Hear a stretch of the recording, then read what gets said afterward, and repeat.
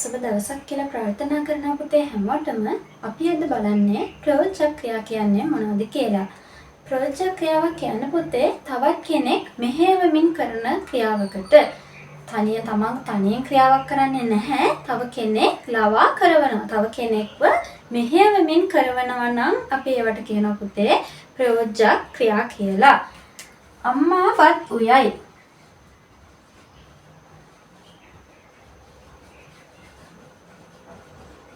අම්මා බත් උයයි. මෙතනදී බත් කියන්නේ කවුද?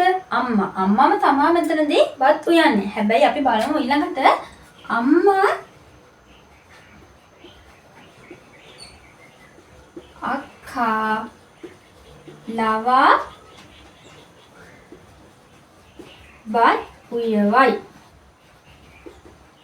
අම්මා මෙතනදී අක්කව මෙහෙයවීමක් කරලා තියෙනවා. අක්කට කියලා තමයි බත් උයාගෙන තියෙන්නේ නේ. අම්මා බත් උයයි කිව්වම එතනදී අම්මා තනියෙන් ඉවුවට මෙතනදී අම්මා කරලා තියෙන්නේ අක්කා ලවා බත් උයවපු එක. එතකොට අන්න ඒ වගේ අවස්ථාවල අම්මා අක්කා ලවා බත් උයවයි. මෙන්න මෙව ප්‍රත්‍යයත් එක්ක එනවා උයවයි. වෙනත් කෙනෙකු ලවා සිදු කරනවා නම් ඒවට තමයි කියන්නේ අපි ප්‍රයෝජක ක්‍රියා කියලා. තව උදාහරණයක් ගත්තොත්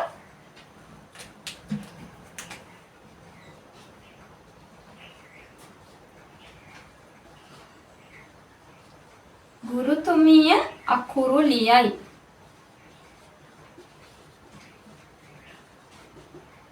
අපි ඊළඟට බලනවා මෙතනදී ගුරුතුමිය ශිෂ්‍යයා ලවා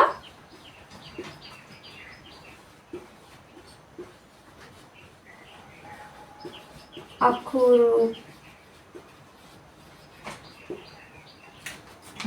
අපි මේ උදාහරණය බලමු පුතේ.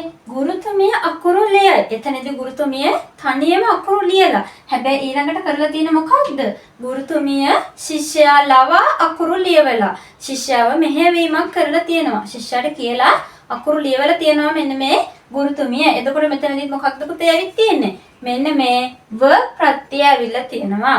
ගුරුතුමිය ශිෂ්‍යයා ලවා අකුරු ලියවයි. ව ප්‍රත්‍යයත් එක්ක එනවා. මෙන්න මේ අවස්ථාවලට තමයි කියන්නේ පුතේ අපි ප්‍රයෝජක ක්‍රියා කියලා.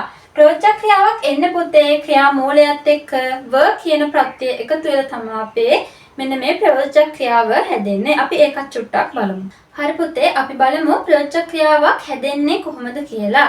ක්‍රියා මූලයට සහ ක්‍රියා අවසාන ප්‍රත්‍යය අතරට ප්‍රයෝජක ක්‍රියා ප්‍රත්‍යය ඇවිල්ලා තමයි අපිට ප්‍රයෝජක ක්‍රියාව හැදෙන්නේ.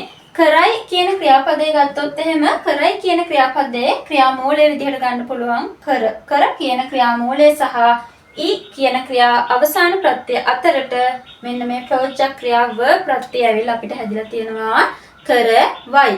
මෙතන ගත්තොත් එහෙම නටයි කියන ක්‍රියාපදේ නට කියන ක්‍රියා මූලය සහ ඊ කියන ක්‍රියා අවසාන ප්‍රත්‍යය අතරට ව ප්‍රත්‍යය ඇවිල්ලා හැදිලා තියෙනවා නටවයි කියලා.